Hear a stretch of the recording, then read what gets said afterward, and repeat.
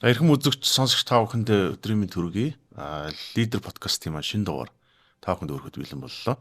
Тэгээ өнөөдрийн дугаарт судлаач Дашравданг бий өрсөн. Өнөөдөр тун сонирхолтой зочин ярина. Монгол улс газар зүйн байрлалын хувьд одоо хоёр том улсын донд байна. Бид нар өөр улстай дийлэлтгүй. Энэ хоёр нь хоёулаа л хүндрэлт тус том байр суурьтай юм хоёр улс. Ялангуяа бүгд найрамд хятад ард улс. Бүгд найрамд хятад ард улс бол бид эртний энэ олон мянган жил, олон зуун жилийн түүхийг бол ярихад мэдээж бол одоо барагдахгүй их том түүхтэй улс. Тэгвэл яа харахгүй өнөөгийн энэ хятад улсыг өнөөгийн төвшөнд хүргэх замыг нэхлүүлсэн хүн бол яа харахгүй Дэн Сяопин.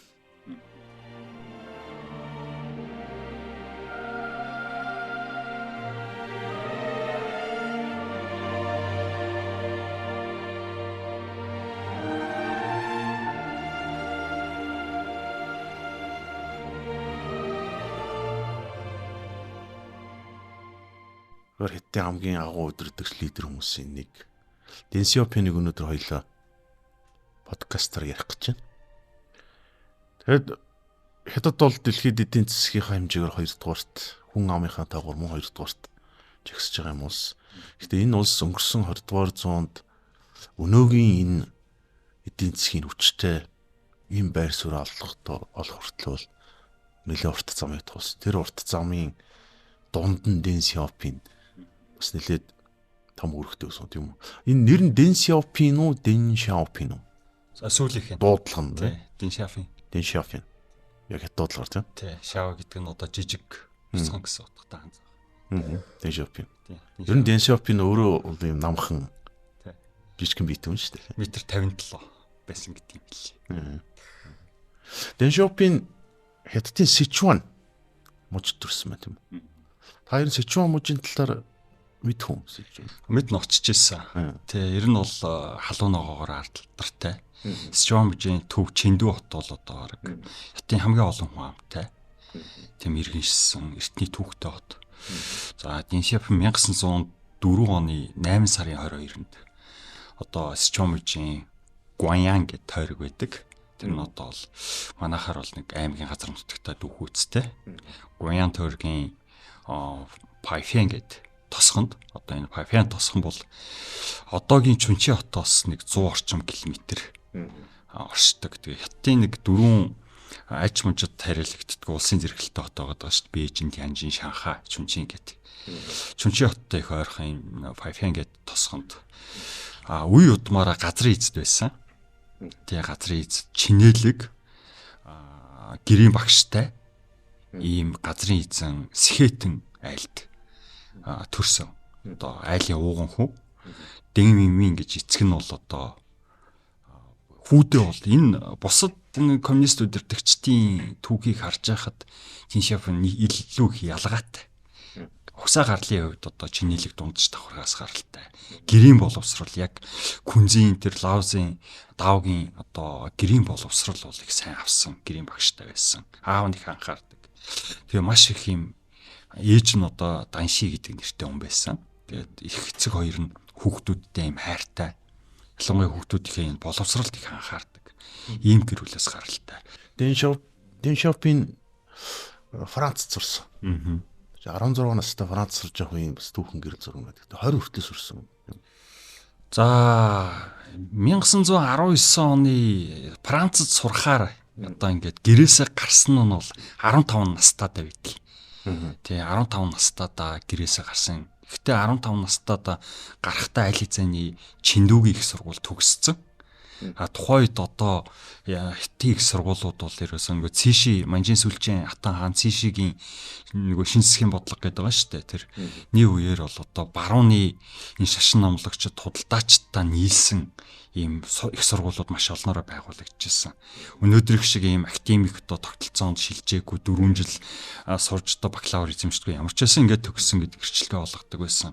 13-аас 15 наснда Чиндүүгийн их сургууль төгсөөд ер нь хэд улс төрийн чиглэлээр одоо нийтийн удирдлагын чиглэлээр төгссөн байдаг. Гэрээсээ гараад жил гарав одоо Франц хүрэх зам туулсан байдаг.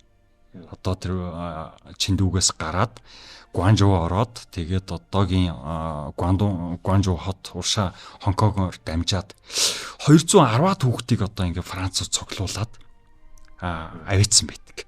Тэгээ том усан онгоцсон дээр. Усан онгоцоор явсан байдаг. Энэ усан онгоцсон дээр явж исэн хүмүүс их сонио. Ирээдүйдээ ерөнхийдөө Зhou Enlai, Вьетнамын удирдагч Ho Chi Minh, Камбожийн Pol Pot зэрэг залуучуудын 210 хүүхдийн тоонд орсон байдаг. Ингээд Марсель бомбон дээр 1920 оны 12 сарын 10-ны өдөр утсан байдаг. 210 хүүхэд их сонирхолтой байдаг. Тэгээд энэ 1920-оос чинь 26 хүртэл Франц 6 жил болсон байдаг. Ингэхдээ бол одоогийнхоор бол техник мэргэжлийн сургууль, техникум маягийн сургууль, ажилчин сурагчийн хөтөлбөр гэдэг хөтөлбөрт явж байхдсан. За ихэнх амьдрах зардлаа бол ажил хийж одоо Рено гэдэг нь шүү дээ. Францын автомашины үйлдвэр. Тэнд голдуу ажиллаж исэн байгаа. Тэгээд Марсель, Лион хотын хооронд голдуу амьдарч исэн. Франц хэлтэй юм. Франц хэлтэй. Орос хэлтэй. За бас англиар ч ярьдаг, японоор ч бас ярьдаг байсан гэж бас зарим судлаачид үздэг. Үндсэндээ Францад бол 16-аас одоо 16 настай очоод 6 жил гэдэг чинь 22 нас хүртлээ. Тухайн одоо дэлхийн 2 дугаар дайны дараах дайнд ялцсан одоо дайны дараах сэргээн босголт ид өрнөж байгаа. Энэ Францад түл тавьсан. 1-р дайны дараа тийм. 1-р дайны дараа. Тэгээ Францад ер нь төгссөн бид өмнө бас подкастаар ярьжсэн л жишээ нь Туркийн одоо өдөрдөгч Мустафа Кемал мөн Францад сурч ирсэн байдаг. Одоо өрөндийн соёл иргэншлийн тэр олд амжилтыг л өөрийнхөө улстай харьцуулж хараад байна шүү дээ тэр хүмүүс чинь. Ер нь бол энэ 20 дугаар зууны их үеийн хятадын удирдагчид ялангуяа Сун Яцены фракц гэж байгаа тийм. Тэдгээр хүмүүс одоо Чин улсыг түлхэн унгаж дундад иргэн улсыг байгуулсан удирдагчид бол дийлэнх нь Японд сурсан байдаг. За яг Хятадын коммунистууд бол Франц болон зөвлөлтөд сурсан. За 26 оноос одоо 27 оны 9 сар хүртэл энэ Дэн Сяопин бол шууд Францаасаа нутагтаа эргэж ирэлгүйгээр Москвад сурсан. Тухайн үеийн Сталины дэрэмжит дорн тахны ажилчдын их сургууль гэж сургууль сурсан байдаг. Тэгээ энэ үедээ бол одоо гол нь тухайн үед чи одоо большевик хувьсгалын дараа үлсгэлэн иргэний дайны дараа хувийн өмчийг бас нэг хэсэг зөвшөөрөөд тэгээ буцааж яг хумжээсэн үед нь 26 27 он таарсан байдаг. Тухайн үедээ бол одоо зөвлөлтийн бас нам төрийн удирдагчдын нэг байсан Николай Бухарны үзэл баримталтай их танилцж түүний бүтээлүүдийг бол илүү наривчилж судалсан гэж үздэг. Тэгээ Францад байхдаа бол өрний энэ капитализм мөн одоо та бол мэдж байгаа. Ер нь бол Франц бол үеийн үед Европын зүүнний үзлийн төв байдаг. Тийм ээ. Францын одоо төрийн онцлогтой капитализм гэдэг дэг сургууль. Сүүлдэлхий 2 дугаар дайны дараа бол одоо Германы социалистууд, Германы коммунистууд одоо дийлэг үзэл санаагаа бол Францаас авсан байдаг тийм. Франц бол хүндрэлтний оюун санааны их төв. Тэнд бол капитализм гэж яг юу юм? Аж үйлдвэр гэж яг юу юм гэдгээ харсан. Удаачгүй зөвлөлтөд очиход одоо энэ Марксийн одоо большевизм, ленинизм энэ урсгал нь ямар ингээд өрний одоо социализм болон одоо энэ дорны гэж байгаа те илүү зөвлөлтийн социализм хоёр бол үзэл санааны хувьд хийх арга барилын хувьд их онцлогтой шүү дээ. Тийм учраас энд одоо тэр оюун санаа нь бас бүрэлдэхэд их түлхэж үзүүлсэн юм шиг. 20 гаруй настай байхдаа хоёр өөр тогтолцоог харьцуулаад үзчихсэн. Тий. Тэгээ Дэн Сяопин алдартай үг бий. Муур хар байна уу цагаан байна уу хамаагүй. Болгоно өрдөг байх хэрэгтэй гэдэг үг. Энийг анх энэ үг хэзээ хэлжсэн юм бэ? 1961 онд хэлсэн.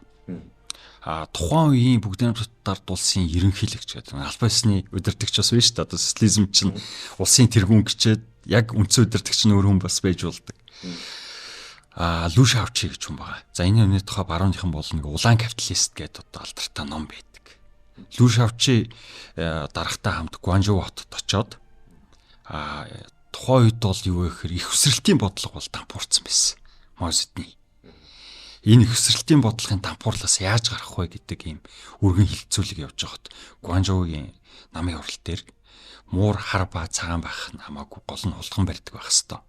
Тогтолцоо ямар байх нь хамаагүй бид одоо эдийн засгийн хөгжил нийт эргүүний ах шиг гэсэн юм утгатай үг хэлсэн байна. Одоо Гуанжоу хотыг монголчууд сайн мэддэг байх тийм. Маш сайн мэд. Манай одоо 8-д бизнес эрхлэгчдүүд Гуанжоуг очдог. Тийм үү. Энэ чинь бодлоготойгоор ер нь зүүн хэдтэй хөгжүүлсэн бодлого шүү дээ. Тэгээ энэ Лю Шаочи гэдэг хүний их бас нөлөө үзүүлсэн гэж байгаа. Тэр энэ муур харв цагаан байх нь хамаагүй хулган барьдаг байх хэрэгтэй гэдэг үг бол мэдээж эдийн засгийн хувьд бид тэр ахис дэвш гаргалах хэрэгтэй утга байх нь шүү дээ.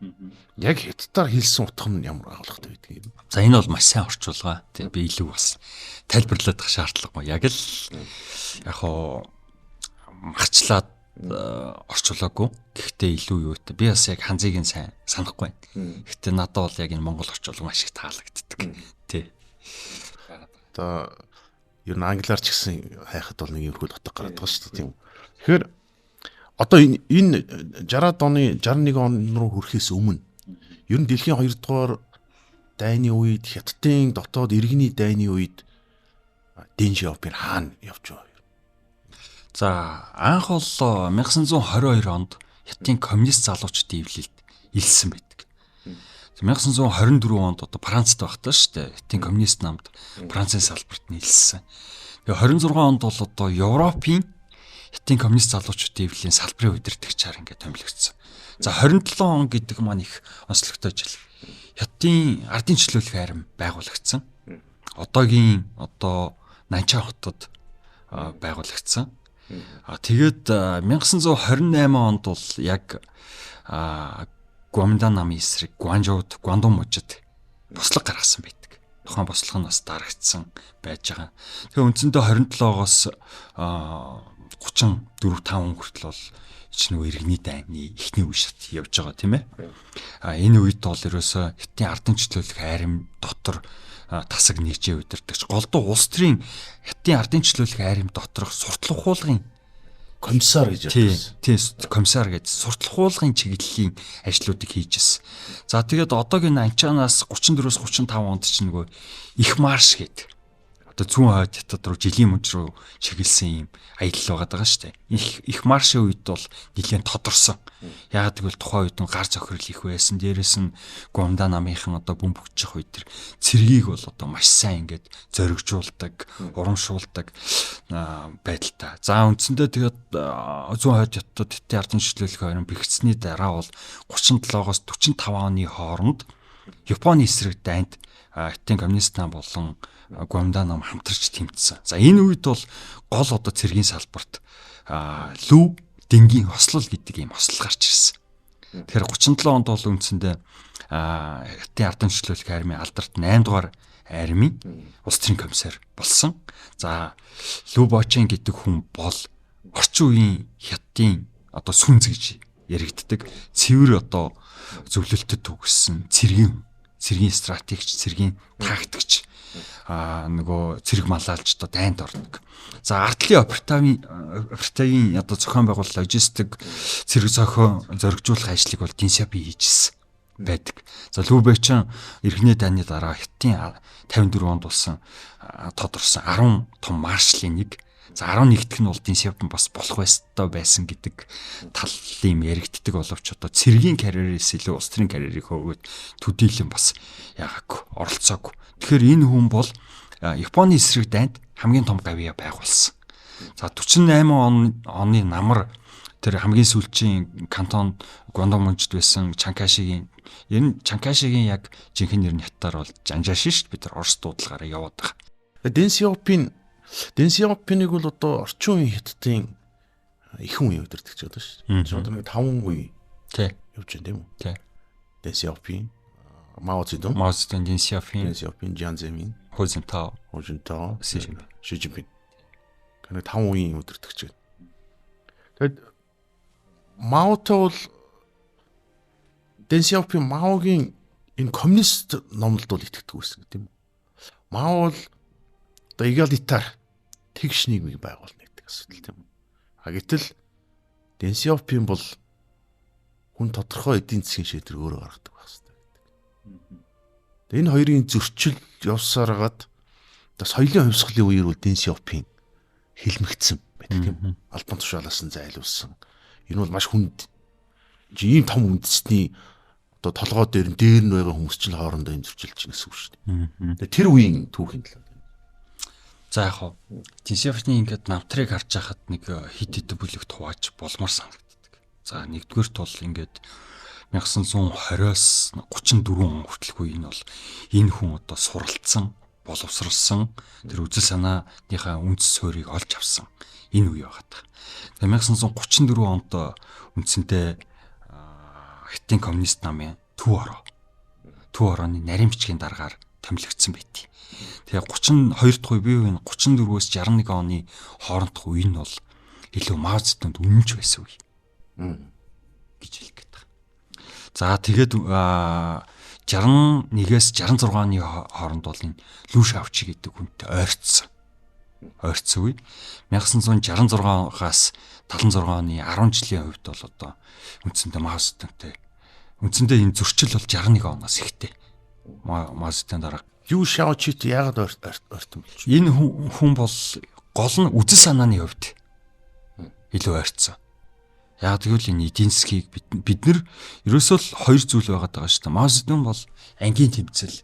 Одоо тэр яг нэг Сталин, Ленин ангийн тэмцэл, тасралтгүй тэмцэл гэдэг зүйлд одоо хувийн юмч байхгүй байх ёстой гэдэг зүйл, тийм ээ. Энэ илүү тийм популист маягийн социализм, коммунизмд насаараа үнч байсан. Аль нь бол идеолог үзэл санаандаа үнч байсан. Тэгштгэн гэдэг зүйл. Хин Динсиопин болохоор илүү прагматик.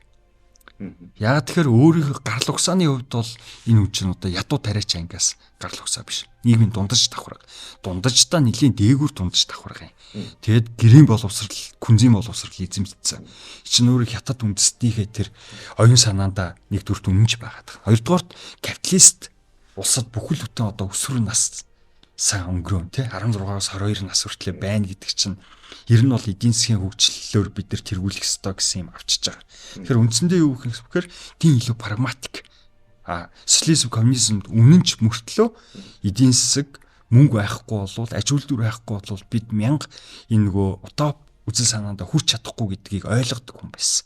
Яг коммунист номлол бол утоп гэдэг ярьдэн шүү дээ. Тэгээд өөрөө одоо сүрэн жавг Дэнсиопины одоо төврийг Монгол орчуулсан. Би нэг төвөр юм чинь нэлээд зузаан ном байгаа орчуулсан. Тэрийг уншсан. Тэн дээр бол яг энэ үзэл санааныг бол Дэнсиопин ярьсан. Гэхдээ Дэнсиопин хязгаарч капитализм чөлөө зах зээл гэж бол ярьж байгаагүй тийм. Капитализм гэдэг үг бол байхгүй тийм. Байх уу ингэж байгаа. Дэнсиопны тэр 78-аа 12 сард бас Гуанчжоуд хэлсэн. Яагаад Гуанчжоу гэж яриад байна гэхээр энэ хүний өөрийнх нь өөрчлөлт шинжилт нээлттэй хаалганы бодлого бол Гуандун мужаас эхэлсэн. Хонконгийн ардлын тэр шинжээнийг чөлөөтөс болгоод ингээд эхэлсэн баг. За ер нь бол яг хоо капитализмын, коммунизмын тухай хэлсэн үг байдаг. За төлөвлөлтийн тухай хэлж байгаа байхгүй. За төлөвлөлт бол зах зээлийн эдийн засгийн нийгэмд ч гэсэн байдаг. Одоо энэ капитализмч байдаг. Төлөвлөлт гэдэг зүйл байдаг. Хувийн хвшлийн буюу тэр зах зээлийн үйл үзэгдэх гар социализм ч гэсэн дотор байдаг. Бид 5 жилээр 1000 төлөвлөсөн ч гэсэн бидний төлөвлөөгүй эдийн засгийн зохицуулалт биднээс үл хамааран байдаг.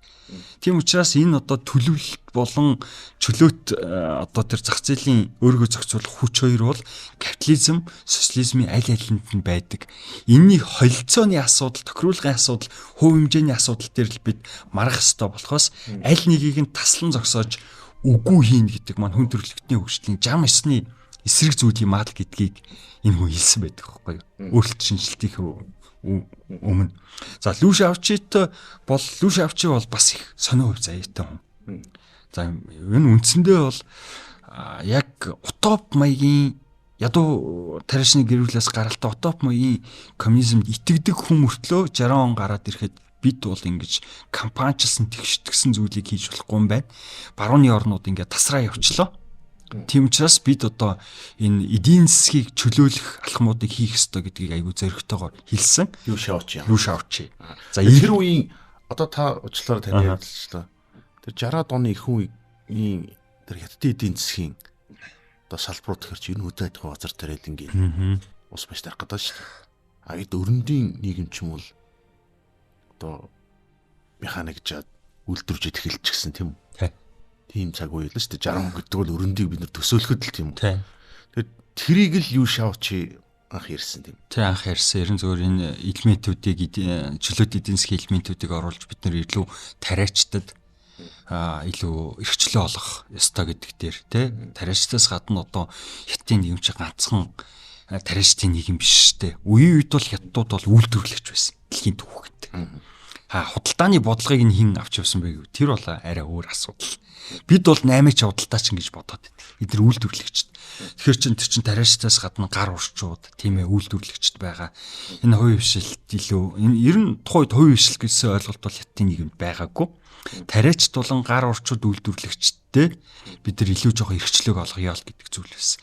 Лү Шаовчгийн үзэл санааг ил дэмжсэн хүн бол Дэн Сяопин. Далдуур дэмжсэн хүн бол Зхоу Энлай. Зхоу Энлай бол одоо маш тийм болгоомжтой хүн. Нас барах хүртлээр ерөөсөө тэгж улс төрийн одоо албан тушаалын уналтанд орж үзээгүй байсан хүн. Ил гардгүй ийм жинхэнэ дорны хүн байсан. Тэгээд ер нь бол 60 он хүртэл 61 он хүртэл 34-өөс 61 он хүртэл бол Дэн Сяопин бол Маоцзэдун туйлын өмч байсан. Тэгээд чинь албан тушаалын карьерийг харахад чинь 34 онд Төв орооны нарийн бичгийн дараа болцоод дайны дараа 52 онд ерөнхий сайдын оролцогч болж байгаа. Тэгээд 54 онд 2 удаа ерөнхий сайдын оролцогчор сонгогдож байгаа. 53 онд бүр давхар сангийн сайд болж байгаа.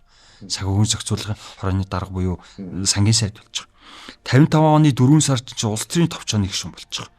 Одоо өнөөдөр хүртэл хятадыг удирдаг 20 гаруй хүн нэг те. 56 ондоо одоо хятадыг удирдаг гол 7 хүний нэг буюу улс төрийн товчооны байнгын хорооны гишүүн болж байгаа. Энэ чинь 56 онд. Тэгээ 57 оны 2-оос 9 сарын хооронд нөгөө Маоцзэдний илүү алдартай сэхэтнүүдийг хилмигдүүлдэг 100 цэцгэс дэлгэрэг гэдэг хөтөлбөр байгаа шүү дээ. Эхлээд сэхэтнүүдээр энэ нөгөө намын буруу бодлогын талаар, улс орны хөгжлийн талаар нээлттэй яриулчаад буцаагаад хилмигдүүлсэн. Энэний гол автор нь Дэн Сяопин. Ер нь бол 60-аад оноос хойш ер нь насан туршдаа энэ зүйлийг хийсэндээ бол хожим бол имзгэлж ийсэн гэж бас яригддаг. Дэн Сяопин. Тэгээ 61 онд 63 онд Маоцзэдний даалгавраар зөвлөлт хятадын харилцааг сайжруулахаар Москвад альчилж ирсэн. Явжсэн. За үндсэндээ бол ингээд 60 он хүртэлх энэ юуг нь харахад Маоцзэдний төлөв нэмж байсан харагдаад идэг. За 61 оноос хойш бол энэ бидний явж байгаа замд засвар өөрчлөлт хийх шаардлагатай юм байна гэдгийг илүү ухаарсан юм уу гэж бас харагддаг. Соёлын хувьсгалын үед бол энэ хятад яг одоо бид нар ингээл өрөндийн нэг уран сайхны кинонод бас л орж штэ. Хөгжмийн зохиолч үнийг хийлийн авчиж ивдэж аяал байх жишээтэй. Зурсан зургийн ч юм уу ном бүтээлийн шатаад. Тэгээд тэгж улаан хувьсгалч гээд нэг хүүхдүүдээр илгэчихэж байгаа штэ тийм. Дэн Сяопины гэр бүл соёлын хувьсгал үе 66-аас 76 оны хооронд бол хилмигдсэн байна. Гэр бүлийн түүхэн ч гэсэн байна. За 5 хүүхэдтэй. Тэгээд 3 дахь эхнэрээсээ 5 хүүхэдтэй. Зөндөө бол одоо бас нэг хувьсгалт оролцоол явж байгаа. Ихэнх хувьсгалчдын бол хувийн амьдрал бол их хийдрэтэй тий. Эхний 2 эхнэр нь одоо дайн далагдах барих гэл янз бүрийн асуудал байсан. Хамгийн том хүү нь бол маш харамсалтай. 1966-аас 73 оны хооронд бол Дэн Сяопин яг соёлын хувьсгалын хилмигдэлд өртсөн.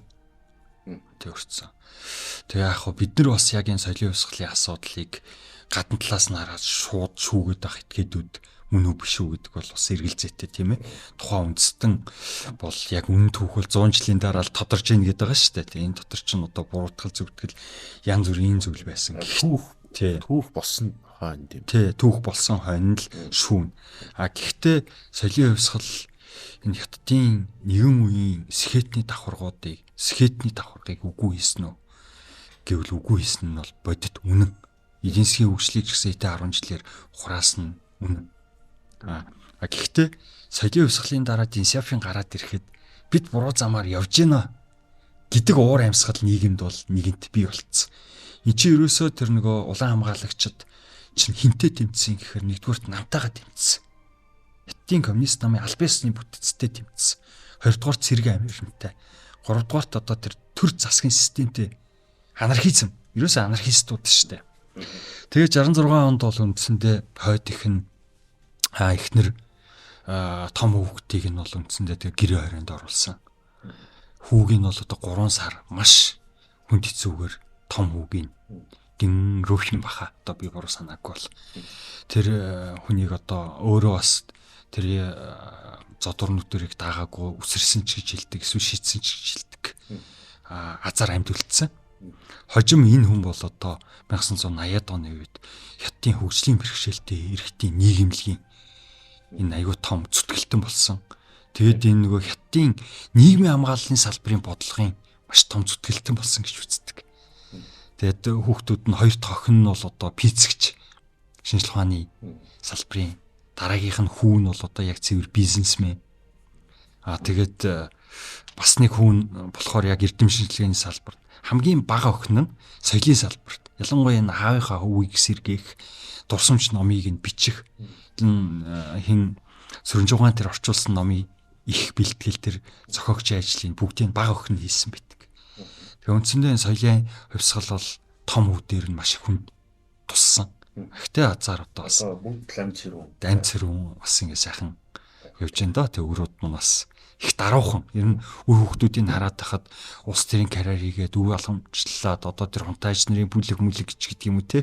Тийм улс төрийн амбицтай амьдралд оролцож байгаа нэг ч хүүхд байхгүй. Бүгд голдуу шинжлэх ухааны одоо хувийн хвшлийн урлаг соёлын хэлбэрийн салбарт явж байгаа юм хүмүүс. Соёлын хувьсгал нь их өсрэлт тэгэл энэ Маогийн үеийн ерөнхий том үйл явдлууд байна л да. Үүний дараа бол Хятад үндэстэн одоо туулсан зам ч юм уу эсвэл туулах гэж байгаа замыг одоо шинээр харсан юм шиг санагддаг тийм. Одоо ингээд Дэн Сяопин 1970-ад оны сүүлд гарч ирлээ. Гэхдээ Маогийн дараа бол одоо 4-ийн бүлэг гэж ирдэг тийм үү? Тэр нэг юм зурус үе байлаа шүү дээ. Тэгээ энийг л яаж таванд болов энэ шиг. Яг уу энэ соёлын хувьсгалын үеэр нэг эргэн ирэлт хийсэн байдیں۔ Тэгээд энэ чинь Хенри Киссинджер 72 онд Америкт ирсэн байдаг бах те. За яг уу маш сайн стратегч Дэн Сяопин. Өөрөө гадаадынханд их таалагддаг.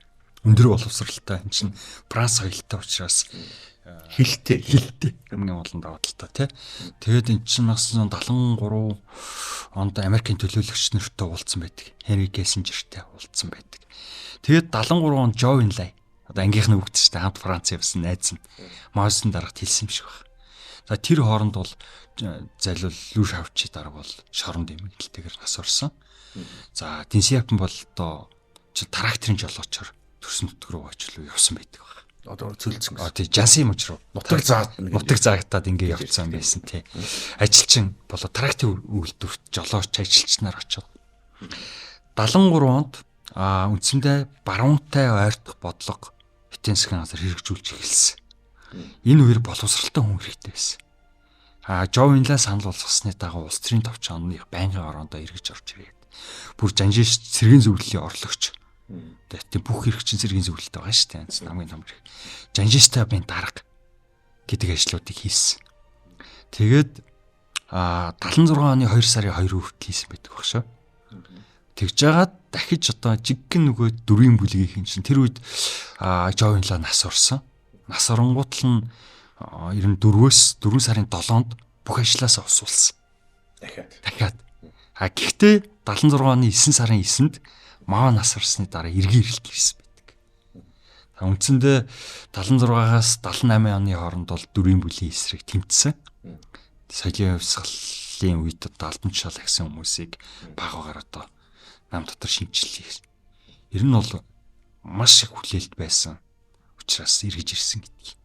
Тэгээд 78 онд одоо тэр Гуандун мужид Гуанжууд 12 сард бас их том хурал болсон тий. Тэр нь миний түрүүний хэлсэн капитализм, коммунизм төлөвлөлт чөлөөт юу байдаг гэдэг алдарт үг хэлээд Хятадын одоо Хятадаар бол одоо Гайго Кайфан буюу нээлт өөрчлөлт шинжилт нээлттэй хаалганы бодлого гэдэг зүйлийг эхлүүлсэн байдаг.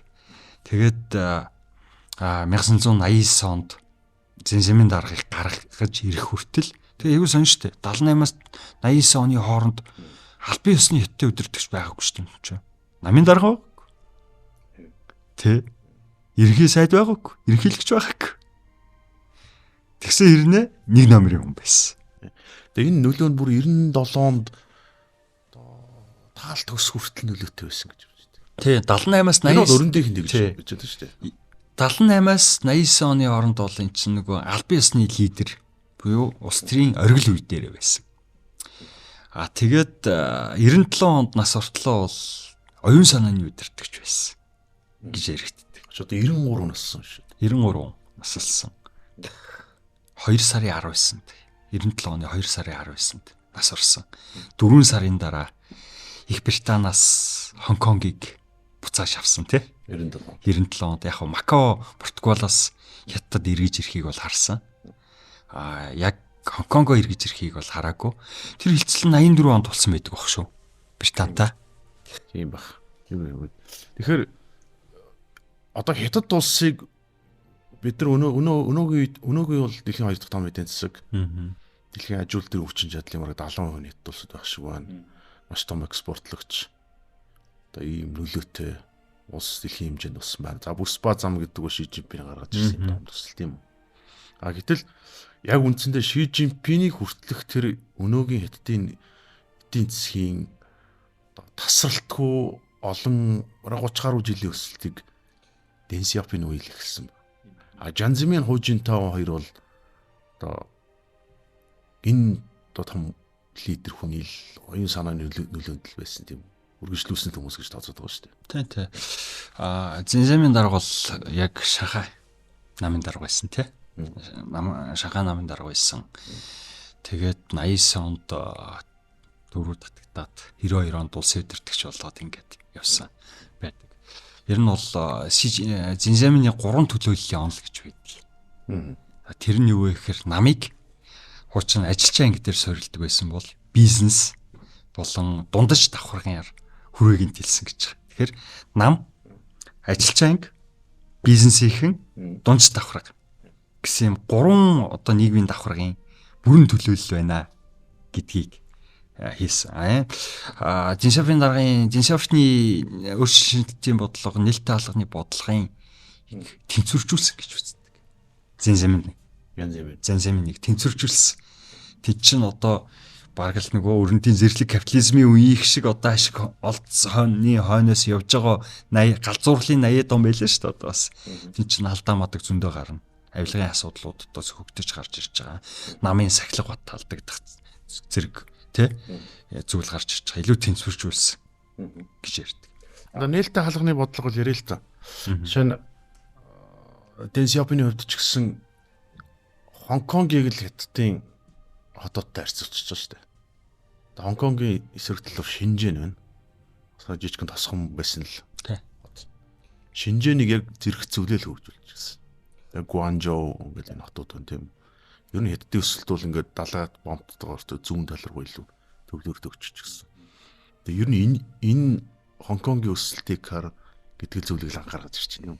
Яг хоо Дэн Сяопин дарга нээлттэй хаалганы бодлого өөрчлөлтийн үндсэн философи нь бол юу вэ гэхээр энэ өөрсдийнхөө юунд хөдөлмөрч ард түмэнд итгэе.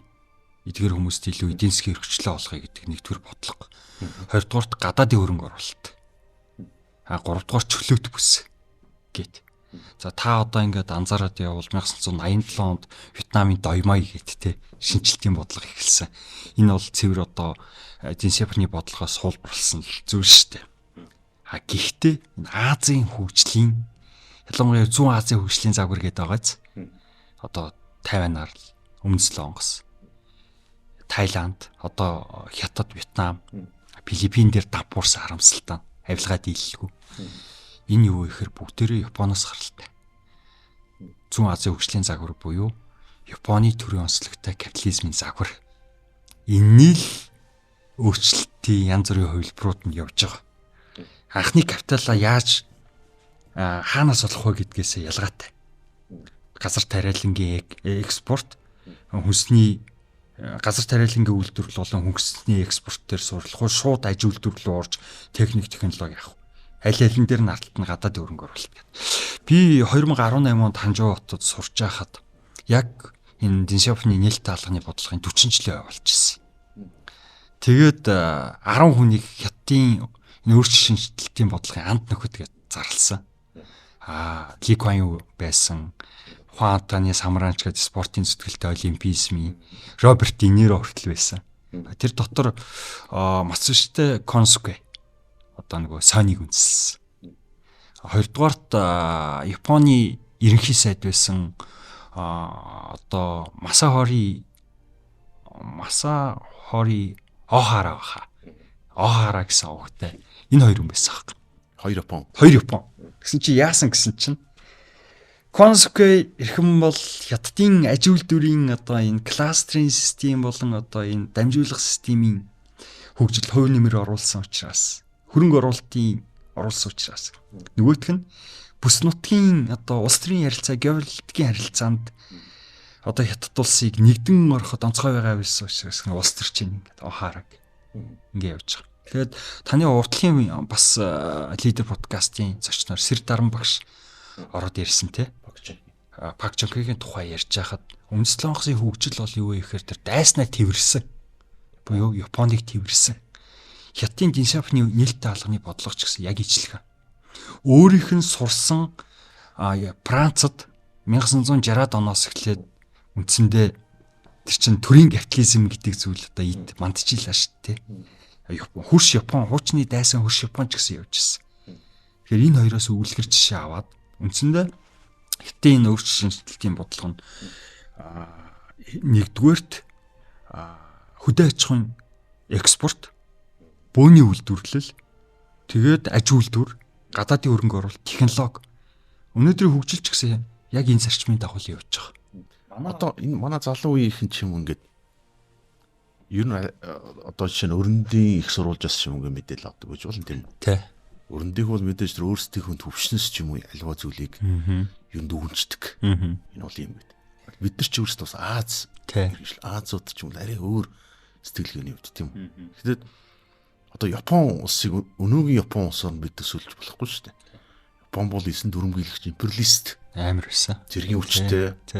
Хятадд бол одоо Нанжины хядлага гээд маш аимшигтай хядлага үлдэж исэн эмэгтэйчүүдийн одоо бэлгийн боолчлол ашиглаж исэн. Солонгосын хойг Хятадын их газар ихтжил одоо бараг 30 гаруй жил тийм үү? Тий. 1910 оноос 35 жил. Гэтэл дайн дуслаа. 35 жил түрэмгийлж исэн энэ улстай харилцаагаа сайжруулад явчихж байгаа. Пак Чонхи бол Японы хөрөнгө оруулалт. Тий. Хятад ч ялгаагүй. Deng Xiaoping өөрчилж ялгаа байхгүй. Тэгэхээр энэ нэрөөсөө нөгөө цаг цагаараа байдгүй. Захилдаг өгөхөөрөө байдгүй. Бид ч гэсэн их гүрэн байгуулж явах явцдаа дараа нь энэ торгоны замыг ч одоо зүүн гарын хаант улс 1757 онд мөхөх хүртэл бол бид нар торгоны замын Гасогийн коридор дээр ч идэвхтэй үйл ажиллагаа болж хэмжилсэн шүү дээ. Манай түүхэн ч гэсэн эргээ харахад бол яаж исэн гэхээр одоо Чингис хааны хамгийн алдартай тактикуудын нэг нь холын дайсантай нийж ойрын дайсныг цохих гэд аргууд байгаа шүү дээ. Янз бүрийн арга. Тэгэхээр юу вэ гэхээр одоо бид нэг зүйлийг ойлгох хэрэгтэй.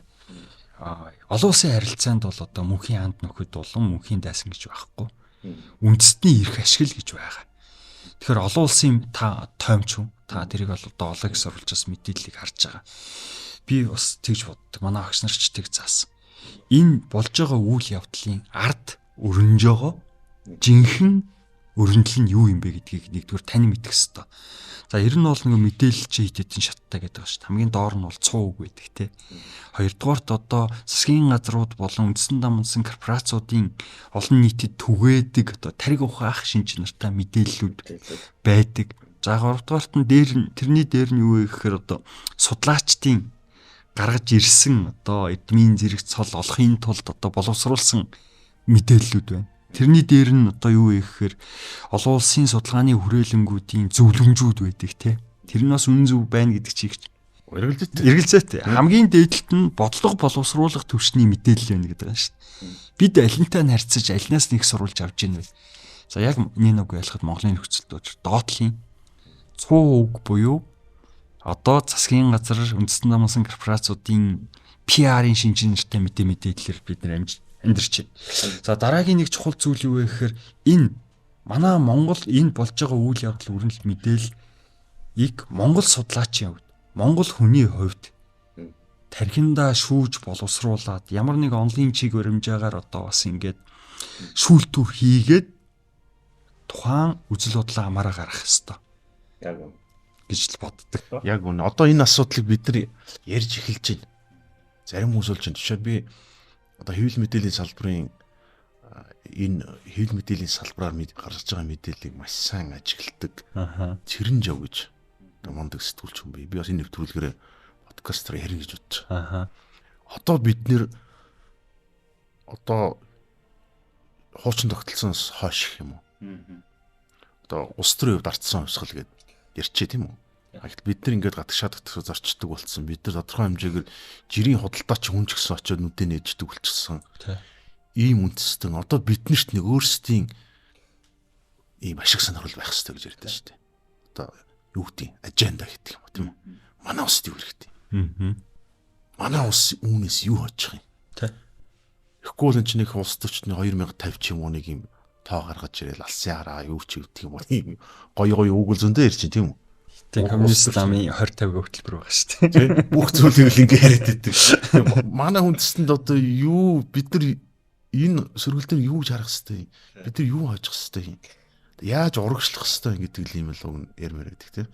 За энэ удаагийн нэвтрүүлэг бол яхахгүй одоо Дэн Сяопин гэж энэ алдартай том өдөрдөх лидер хүний тэр бүх амьдралыг бас ингэж одоо нэг удаагийн нэвтрүүлэгт ярих том төвхтэй. Тэгээ улс төрч ер нь улс төрч хүн улс төрч жоохтой өдөрдөгч хүн бол амьдрал замналдаа одоо яг хар цагаан шүүлтүрөө шүүхэд бол төвхтэй байхгүй. Хүн цагаанч биш. Ер нь хүний амьдрал чинь ийм л байдаг байна. Жишээлбэл Дэн Сяопиныг өрөндийнхөө шүүмжлэхдээ бол нэг хүүхэд гэдэг бодлого хэрэгжүүлсэн гэж. Өөрөө бол 5 хүүхэдтэй хүн байсан байна. Тэрхэ тийм үү. Одоо хятадууд улсад бол хэдэн ч хүүхэд төрүүлж болохоор болчихсон. Даачвал хятад бол хүн амын өдөө жил болгон цөөрчин. Ер нь бол ахиж өсөхгүй байх. Тийм үү. Тэр нэг хүүхэд бодлогыг одоо яагаад хэрэгжүүлэх болов тэр? Одоо 80-аад онд тийм үү. Яг зүгээр яг цэвэр эдийн засгийн л агуулгатай. 1979-с 2015 оны. Тэр хүн амын өсөлт нь хэрэглээг дийлэхгүй л байсан гэж үзсэн. Дийлэхгүй асуудал. 90-аад Дэн Сяопин энэ чинь Францад сурцсан, зөвлөлтийг үзсэн, дэлхийдээ танилцсан хүн шүү дээ. Тэгэхээр энэ хүн бол одоо тооны олноос илүү чанар гэдэг зүйлийг бодсон. Хятад хүн боловсралтай байх хэвээр. Тэгээд наад захын хэрэгцээгээ хангадаг байх хэвээр. Өөртөө ихтэй ийм баян чинэлэг үндэстэн болох хэвээр л гэж үзсэн. Тэгэхээр үндсэндээ одоо тухайн үед одоо эмгтээчүүдгээд тэгэхэд бол одоо боловсрал эзэмших байдал маш таарав. Тийм ээ. Олон хүүхэд төрүүлдэг, түүрддэг тиймэрхүү байдал бас их байсан. Ер нь бол бас ээжээсээ бас ингээд их хайрладаг. Тэр нэг ээж аваа хоёр нь яг амьдралын төлөө Францад байж хат нь ээж нь асуурсан байдаг. Тэгээд ер нь бол бас нэг тиймэрхүү ээжигээ хайрлах, гэр бүлийгээ хайрлах. Энэ хүн бол сэтгэл санааны хувьд бол их тийм уян зөөлөө юм хүн байсан. За Дэн Сяопины амьдрал замналтай холбоотой бас нэг сэдв байдаг нь юу гэхээр Tiananmen-ийн хэрэг явдал тийм үү. Хятадууд бол өөрсдөө маш их эмзэглэдэг. Одоо Tiananmen-ийн хядлага гэдээ ярьчихад бол маш их эсрүүс бухимддаг юм л асуул. Өрөндийнх нь бол ингээд шууд хэлчих юм л да. Манай улс төрчд бол Tiananmen-ийн хэрэг явдал гэж ярьдаг. Тэгээ тэр үеэр зүгээр яг өрөндийн их сурвалж бас ингээд хараал үцгээр тийм үү. Өөрөлдвөл Ху Яобан хэтэрхий либерал хүн байсан. Учираас одоо хятадын дараагийн Дэн Сяопин дараагийнхаа хүнээр хэнийг явах илүү Зянзимын бол илүү хатуу гартай гэсэн тийм тайлбар өчөөд шүү дээ намтрууд. Энэ яг зөв. Би одоо бас та бүхэн нөгөө подкаст эхлэхээс өмнө ярьжсэн тийм. За би бол олон улсын худалдаа судалдаг. Ийм чиглэлийн хүн. За мэдээж яг олон улсын худалдаа судлахын тулд улс төр геополитикийн асуудлыг хальт харна. Яг өнөөдөр миний судалгааны ажилд юу илүү чухал вэ гэхээр одоо Монгол улсын экспортын гарц их бах, их мөнгө орж ирэх. Манай экспорт төрөлжих, солонгорох ийм асуудал надад чухал. дараагаар нь одоо хятадаар дамжаад зүүн өмнөд Азийн бүс нутаг зүүн Аз төр асайн лөө манайх одоо гадаад бодлого худалдааны бодлогод хэлэх нь илүү чухал юм байна. Манай үндэсний. Тэгээ манай үндэсний хувьд энэ чухал. Тэгэхээр юу хэлж ийм нөхөр би харин асуултыг асуултаар хариулаад энэ нээлттэй хайчих гэж бодож байгаа. Тийм ээ? Тухайн үеийн 89 онд одоо би түрүүднийг настай байлаа. За хятад сурдаг нь ч юу байлаа. Тэ. Авартын засгийн чаанаа навдаг өгдөг нь юу вэ гэдэг шиг те. Сайн мэдэхгүй юм. Тэгээ би өөрөө Бээжин сургууль төгсөөг. Бээжингээс уршаа 1500 км-ийн Ханчжоу хотод одоо Жек Магийн төрсөн нутаг Махуатяны Тинцентийн одоо Вичатын Тинцентийн төрсөн нутаг одоо яг жинхэнэ бизнесийн хятадын одоо худалдаачдын бизнесүүдийн оргил үед миний сурч ирсэн орчинд л наас идэв чинь тун уйтгартай сэдв байдаг. Уйтгартай сэдв гэж ярьдаг байна. Тий, уйтгартай сэдв. Энэ чинь өөрөө гэж ярьдаг. Их сонирхолтой байхгүй. Би бол он сонсоогүй юм байна. Тий, уйтгартай сэдв гэж ярьдаг. Тийм учраас тий, миний одоо яг хятадын талаар уншдаг мэдээлэл юун дотрын лист нь л байдгүй сэдв. Гэхдээ нэг зүйлийг мэднэ. Тэр Тиамэний талбай дээр байсан нөхдүүдийн одоо тухайн үеийн нам төр удирдагчдаа тавьсан шаардлагын дунд гадаад Монголыг өөртөө нэгтгэх гэсэн шаардлага ихний тав дотор нь байсан шүү дээ. Энийг бол судлах л зүгтэй. Одоо хүртэл Даутер Монголиа гэдэг ойлголт ч. Харин тий. Тэгэхээр тэр нөхдүүд дотор ер нь бол бүгд найрамдах хятад ард улс байгуулагдаад хамгийн түрүүнд дипломат харилцаа тогтоосон хоёр улсын нэг. Одоо бас манай нийгэмд нэг өөр ойлголт яваад идэг. Манайх чинь 61 онд нүгд хэлсэн баг тий. Тий 15 6 жилийн драма болж иж та шин 45 оны бүх нийтийн санал асуулгаар тухайн үеийн дундад иргэн улс буюу одоо Гуамда намынх манайхыг хүлээн зөвшөөрсөн байсан. 1970-аад он гартал 72 он хүртэл нүүбэд 50-нд байсан одоо үндэсний үзэлтнүүд хятадын үндэсний үзэлтнүүд нэгдсэн үндэсний байгууллагын аюулын зөвлөлт хятадыг төлөөлдөг байлаа шүү дээ. Тэгэхэд одоо хятадууд Монголыг нүүбэд илсгэд хориг тавьсан гэж одоо манай нийт олгомаас ойлгоод идэг. Тэр бойкот хийжсэн хориг тавьжсэн нөхдүүд 45 он төлөөн зөвшөөрсөн нөгөө Чанкашагийн үндэсний үзэлтэнд Гуамда намын 50 аргал дээр очсон нөхдүүд ш, дөрөвд очсон нөхдүүд ш, тийм ээ. Энэгээр юу хэлэх гээд байна гэхээр Хятадын коммунист нам бүгд найрамдах улсын удирдагчид анханасаа л Монгол улсын одоо энэ оршин байгаа хил хязгаар ард түмний сонголтыг хүлээн зөвшөөрнө гэдгээ үеийн үед одоо хэлсээр л байдаг. Монголд хин илүү аюултай вэ гэхээр би юу хэлэх гээд байна гэхээр тэ иймэрхүү бидний оршин тогтнол чухал болохоос хятадын дотоод юу болох нь огт хамаагүй. Ятартам өөрсдөө л шүү. Өөрсдөө л шүү. Тэгээ манай улс албан ёсоор нэг хятад бодлогыг тэ Шафны үед гарсан нэг хятад бодлого хийг дэмждэг. Албан ёсоор энийгээ судлаачд нь ч байна уу бизнесийг хийж байна уу төрийн засгийнх нь одоо ингээ байнга илэрхийлэл явждаг. Бидний оршин тогтнож байгаа энэ арчил эрхчлөө бидний өөрийн сонголт тусгаар тогтнолыг хүндэтгэж байгаа субъекттэй бид улс оронтой намтай бид нар бас хүндэтгэлтэй хандах ёстой л гэж бодож байна. За танд баярлалаа. Таны судалгааны ажилд амжилт хүсье. Денсиопийн ингэж одоо намхан жижигхэн биетийн хүн ч гэсэн хятадын өнөөгийн хүсэлтийг өнөөгийн орчин үеийн хятадын жинхэнэ дүр төрхийг бий болгоход хамгийн нөлөө үзүүлсэн гэж өнөөдөр нэвтрүүлгээр ярьлаа. Тэгээ дараагийн подкастаар иргэн. За таны ажилд амжилт хүсье. За урьж оролцуулсанд баярлалаа. За.